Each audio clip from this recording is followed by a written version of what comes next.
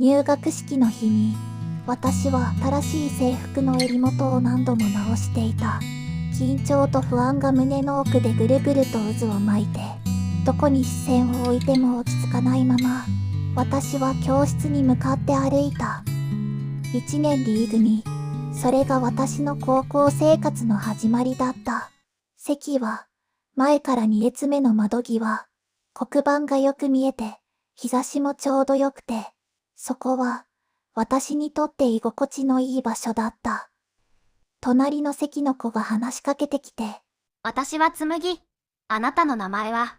かな。私たちは名前を交わした。けれど、それきり会話は続かなかった。どこかぎこちないまま、私たちは並んで座り続けた。教室の一番後ろの方、窓の外を眺めながら、机に肘をついている男の子がいた。短く整えられた髪、どこか爽やかな雰囲気で、ふと目を向けると、いつも笑っているように見えた。入学したての教室には、まだよそよそしい空気が漂っていたけれど、彼の周りだけは、まるで昔からの仲間のように賑やかだった。あの人、剛って言うんだよ。誰かがそう言った。野球部らしくて、背も高くて、笑うとちょっと子供っぽい。私は、きっと関わることのない人だと思っていた。勉強はあまり好きじゃないらしいし、そもそも彼と私とじゃ、話すきっかけも共通点も、何一つなかったから。春が過ぎて、初めての中間テスト。私はクラスで3番目の成績だった。剛くんは張り出された順位表を見て、真っ先に自分の点数を探していた。やばい。また怒られるわ。そう言って笑っていた彼の肩を、誰かが楽しそうに叩いていた。怒られるって、どういう意味なんだろう。そんなことさえわからないくらいに、その空間は明るくて、彼らは笑っていた。私は少し離れたところから、その光景をそっと眺めていた。怒られても、笑っていられるその強さが、彼の周りにある明るい雰囲気が、ほんの少し羨ましかった。そして、秋の文化祭が、やってきた。D 組は焼きそば屋をやることになって、私は会計係として、入り口の机に座る役目をもらった。ほとんど動かず、目の前に並ぶお客さんの会計だけを淡々とこなしていた。剛くんは焼きそばを焼く係で、首元でだらしなく結ばれたエプロン姿のまま、いつものように誰かを笑わせていた。その時、不意に、彼と目が合った。おお。かな。手伝ってくれてありがとな。初めて、名前で呼ばれた気がした。それも初めて、声をかけられた。返事をしたかどうかは覚えていない。ただ、彼の笑顔が眩しかった。そして、冬になった。私たちは、あれからもほとんど言葉を交わすことはなかった。高校最初の1年は、そんな風に、静かに過ぎていった。高2になって、新学期が始まった。D 組の教室に足を踏み入れた瞬間、私は少しだけ緊張していた。席替えのくじ引きが始まった。私は教卓のすぐ前、最前列の端に決まった。そして、マジかよ。俺、カナの後ろか。剛が笑いながら、私のすぐ後ろの席に腰を下ろす。その一言が、私の世界を動かした。ノートを取るふりをしながら、震える手をなんとか隠した。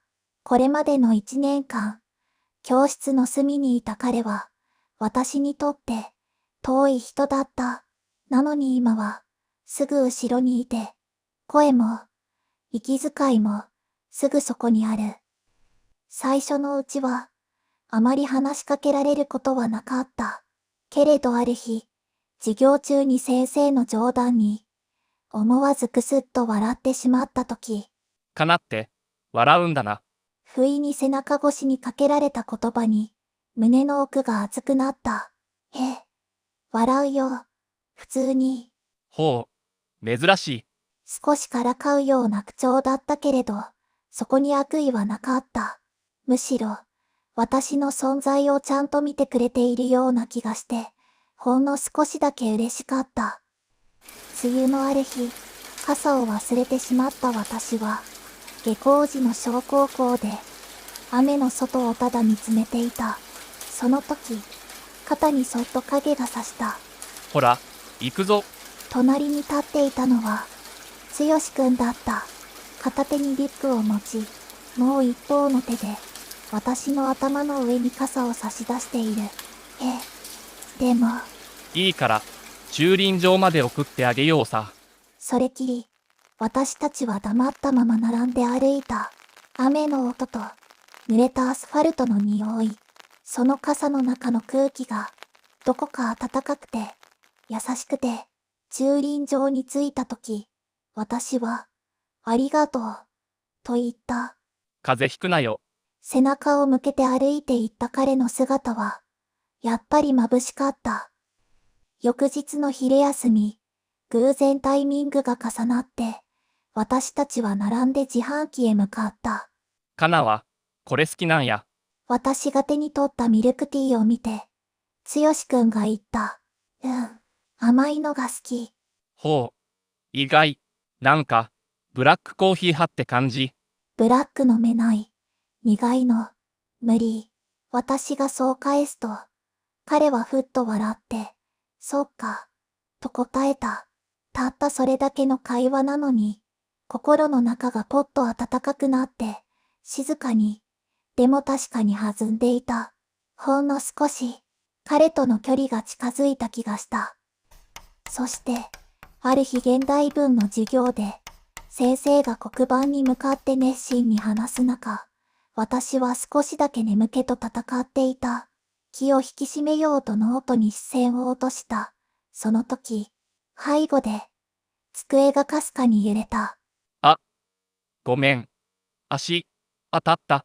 小さな声で、つよしくんが言った。机の下で、彼の膝が私の椅子の足に軽く触れていた。大丈夫。それだけのやりとり。